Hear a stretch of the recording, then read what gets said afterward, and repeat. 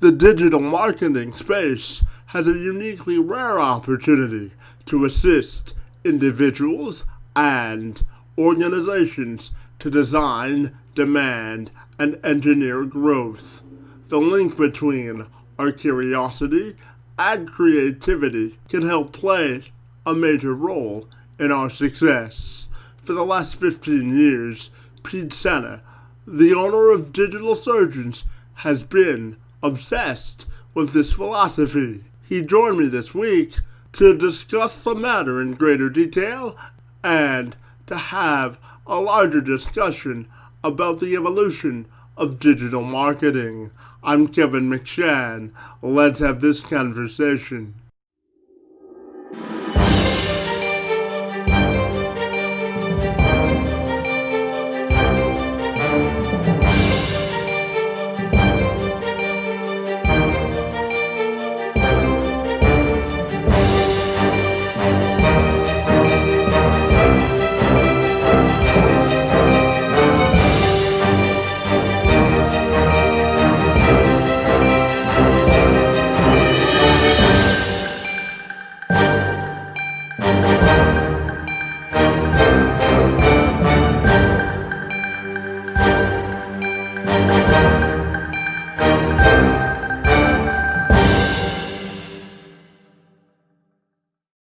I want to start you off by asking you about your mission in sort of life and business to help individuals and uh, organizations sort of demand growth and engineer growth through design and demand. So can you tell me about that? Yeah, absolutely. I love that question, and thank you so much for it. So, you totally nailed it. So, for me, so I'll speak first personally and then professionally because I don't differentiate or delineate between like the whole idea of work-life balance. For me, I really strive for harmony. So my number one goal is I want to help unlock possibilities for people to progress in their life and work. So everything that I do, I'm always approaching through that lens of what I call connected curiosity. And that's how I approach the world. It's how I approach my work. It's how I approach my relationships. It's all about driving progress. And that's my mission is if I can leave the world in a somewhat better place and leave people in a somewhat better place than when I initially got connected with them, then I'm achieving my mission. And that's basically me. Fantastic. And I know that you're trying to strive to sort of build a link between creativity and curiosity. So can you also tell me about that?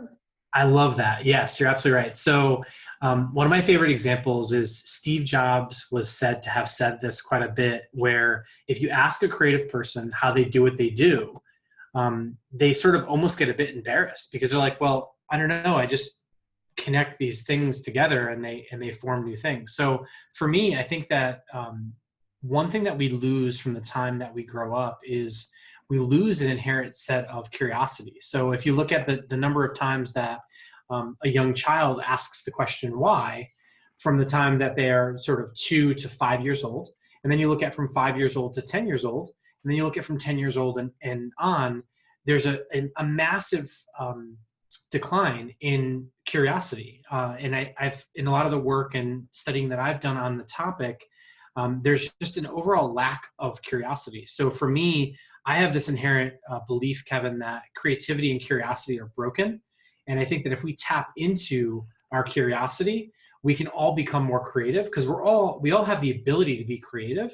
But I think because of society, labels, and the things that happen to us, we oftentimes will lose a sense of that creativity and that curiosity and that wonder. So one of the things that I often look at is how we might go about connecting those things together. And that's ultimately what I look at as curiosity and creativity.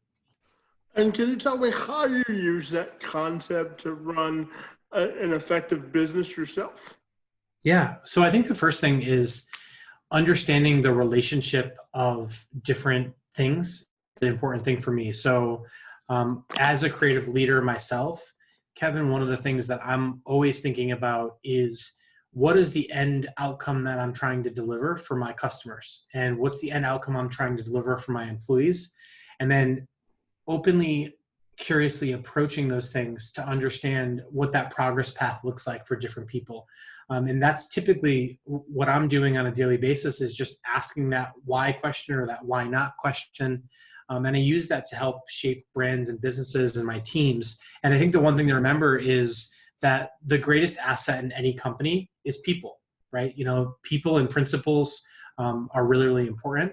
So what I try to do is embody and model that curiosity and creativity in everyone that I collaborate with, and whether that be my employees or my customers. That's ultimately just how I try to lead every day. Now you talk about the connection with people, so I'll ask you this: where do you think the digital marketing space will be in sort of the next 3 and 5 years to help us live more effective lives? It's a great question. So I think that the digital marketing space specifically is going to struggle there a bit. And what I mean by that is I think we're seeing a large proliferation in companies now going remote. So some of that is obviously a result of COVID. But I think in many cases, people realize that the traditional office life in itself needs to be reimagined.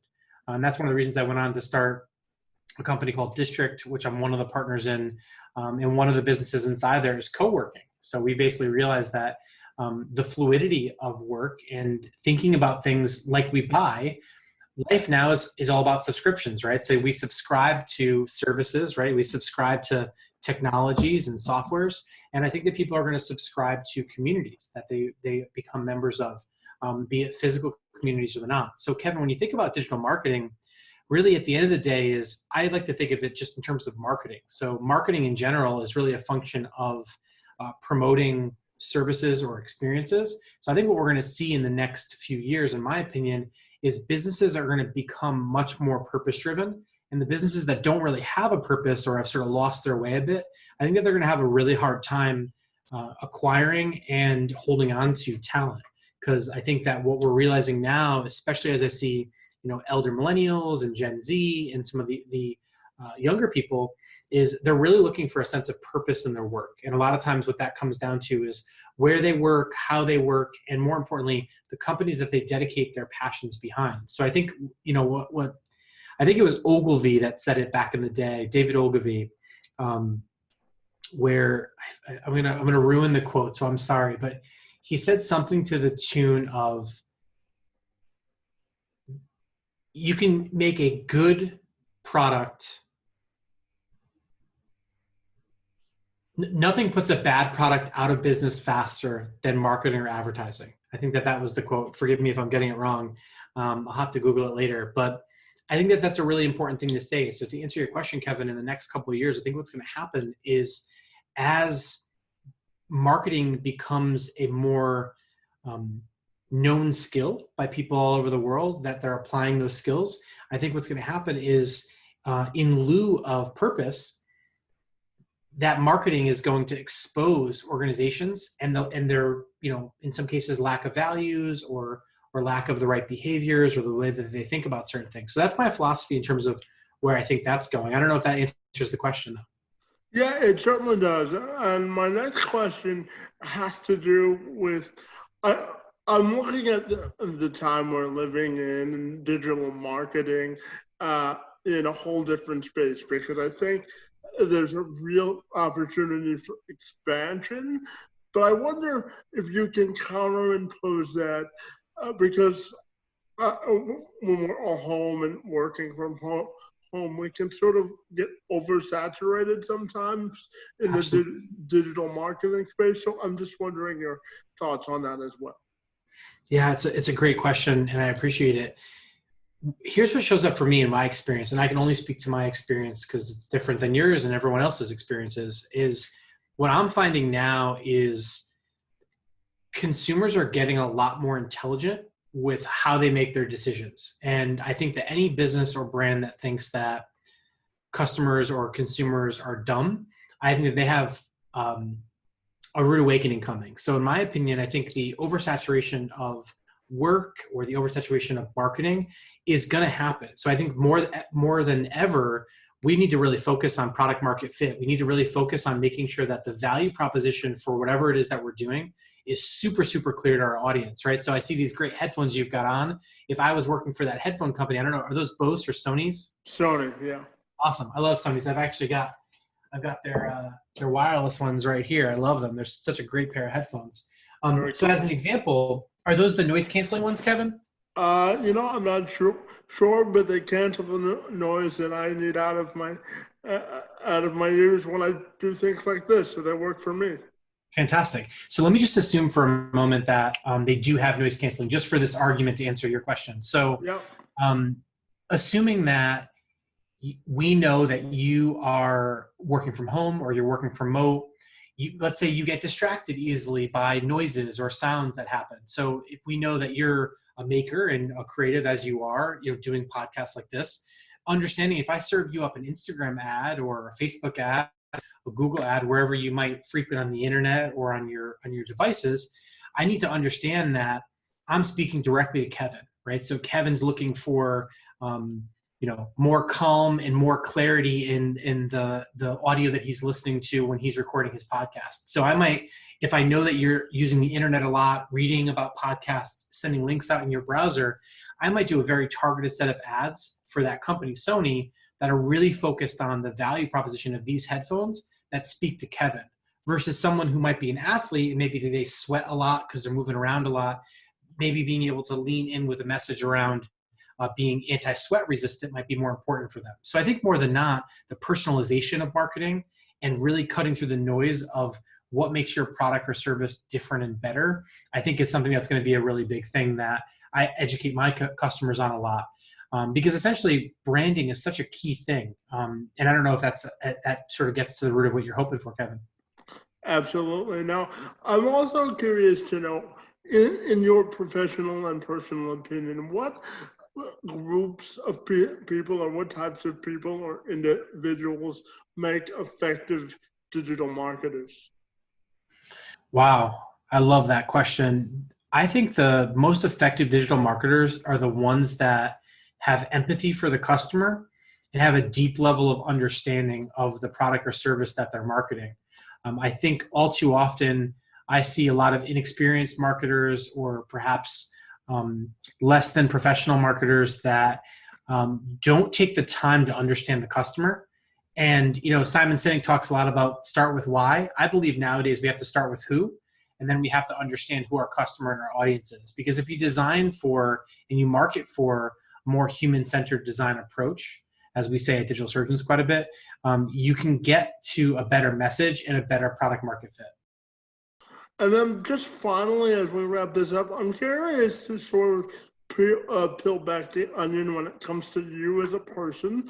Sure. So when you're not in your home office, like you've said, you've been there for most of the day, what makes you sort of get in touch with your inner self, whether it be family, friends, or what you like to do outside of the office?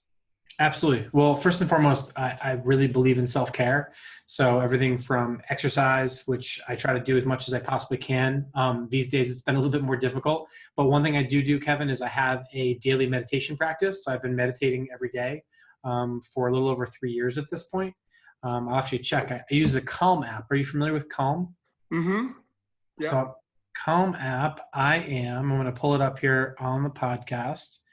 Give me just a moment. Here we go. So we can all hold me accountable for that. So here you can see here on the app, Kevin, I've got 1434 days meditating. So I meditate every day. I do a check-in, sort of ask myself how I'm feeling, where's my body, where am I at? And that really sort of helps me stay focused and balanced. And then what I try to do every morning when I get up and do my morning routine is I try to set an intention for the day. So something that I want to practice. What maybe, for example, today, coming off of a nice weekend, I had a pretty busy Monday. It's been a lot of back-to-back meetings, a lot of Zoom calls like this one here. And they weren't all as fun as this one. So thanks again for the fun meeting today. But before that, one of the intentions I set this morning is I said, you know what, I'm going to start my day with gratitude. So I left the office, or I left my house, the home office, early this morning, drove to a Starbucks, got myself a coffee, went for a nice drive and kind of with the windows open, and did that before I got to work today. I try to do that to break up the action, whether I'm at the office or if I'm home, wherever I might be. But I do think that just taking that moment to process and step back from certain things has been really helpful for me. Fantastic, Pete. I want to thank you for a few minutes and for giving us some in-depth insight into digital marketing and opening up a little bit about your personal life. So I want to thank you for your time and for being here this afternoon. It's most appreciated. Kevin, it's great staying in touch. Looking forward to seeing the link and being able to share that out. Again, it was my pleasure, and would be honored to come back anytime in the future. Fantastic. I want to hold you to that. Okay. So have a great day. Okay. You too. Take care now.